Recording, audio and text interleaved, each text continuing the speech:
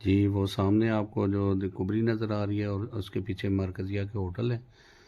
और ये अभी मैं मस्जिद बिलाल वाली साइड पे खड़ा हूँ। ये देखें माशाल्लाह सामने से मस्जिद बिलाल का खूबसूरत व्यू। और ये मैं घूम कर आपको सामने ये जो होटल नज़र आ रहा है बुर्ज अल हकीम है।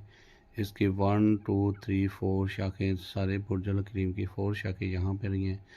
ये देखिए माशाल्लाह से बाहर का खूबसूरत। और ये गेट है बुर्ज अल हकीम 1 का। चले आपको इसके मैं रूम भी दिखाता हूँ।